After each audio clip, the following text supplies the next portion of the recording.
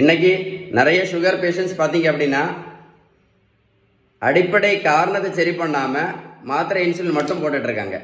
அதை பற்றி தெளிவான விளக்கம் நான் உங்களுக்கு சொல்லி தர போகிறேன். கரெக்டாக பார்த்துங்க. அடிப்படை காரணம் சரியா?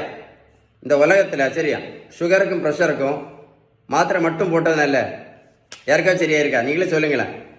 நீங்கள் ஒரு பெரிய மூட நம்பிக்கை, ரைஸ் சாப்பிட்டதுனால தான் சுகருக்கு மாத்திரையும் இன்சுலினும் போட வேண்டியது இருக்குது அப்படின்னு. அப்படி தானே? நான் ஒரு கேள்வி கேட்குறேன், பதில் சொல்கிறீங்களா? வட இந்தியாவில் அவங்க ரைஸ் சாப்பிடவே மாட்டாங்களே. வட இந்தியாவில் எத்தனை பேர் சுகருக்கு மாத்திரை போடுறாங்க? எத்தனை பேர் இன்சுலின் போட்டுட்ருக்காங்க? கொஞ்சம் யோசித்து பார்த்தீங்களா? என்னைக்காவது நடைபயிற்சி மட்டும் பண்ணாதனால யாராவது சுகர் மாத்திரையோ இல்லை இன்சுலினோ யாராவது நடத்தியிருக்காங்களா? இல்லை நடைபயிற்சி மட்டும் பண்ணாதனால யாராவது வெயிட்டு குறைச்சிருக்காங்களா? நல்லா கேட்டுடுங்க.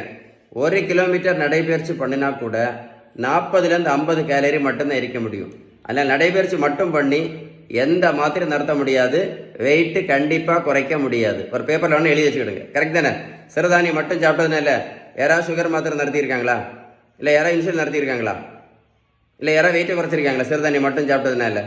வெந்தயம், ஆவாரம்பூ, கொய்யா இலை, மாங்காய் இலை, கிரீன் டீ, கரிஞ்சீரகம், கறிவேப்பிலை, நெல்லிக்காய் ஜூஸ், நாவல் பழம், இப்போ 2 ஃபேமஸ். இப்போ சிறு குறிஞ்சான் பொடியும் வேற என்னது ஆவாரம் பூ பொடியும், இதெல்லாம் பயங்கர ஃபேமஸ்.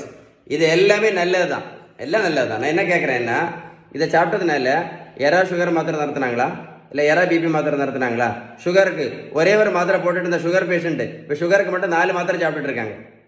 மாத்திரை மட்டும் போட்டுட்டு இருந்த சுகர் பேஷண்ட் இப்போ மாத்திரை இன்சுலின் போட்டுட்டு இருக்காங்க.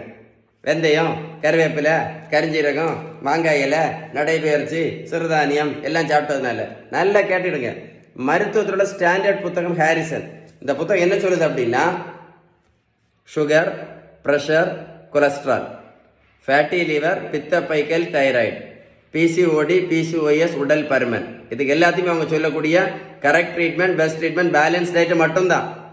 அதுதான் அடிப்படை காரணம். ஏன் அப்படின்னா, நீங்கள் பேலன்ஸ்டு டயட்டு கரெக்டாக கடைபிடிச்சா மட்டும்தான் நோய் வந்ததற்கான அடிப்படை காரணம் எது? இந்த இன்சுலின் ரெசிஸ்டன்ஸ் முழுமையாக சரியாகும். புரிஞ்சிருக்கும் நினைக்கிறேன். பேலன்ஸ் டயட்டை பற்றி ஏதாவது டீட்டெயில்ஸ் வேணும்னா கண்டிப்பாக இந்த நம்பரில் கால் பண்ணி பேசுங்க.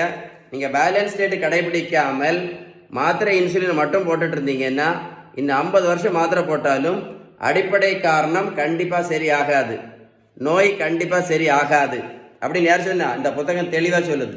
இந்த வீடியோவை கண்டிப்பாக லைக் பண்ணி உங்கள் ஃப்ரெண்ட்ஸுக்கு ஷேர் பண்ணி கண்டிப்பாக சேவ் பண்ணி வைங்க. சேவ் பண்ணி வச்சு ஒரு கூட போட்டு கேளுங்க. அப்போ நான் சொன்ன விஷயம் உங்களுக்கு கரெக்டாக புரியும். சரியா?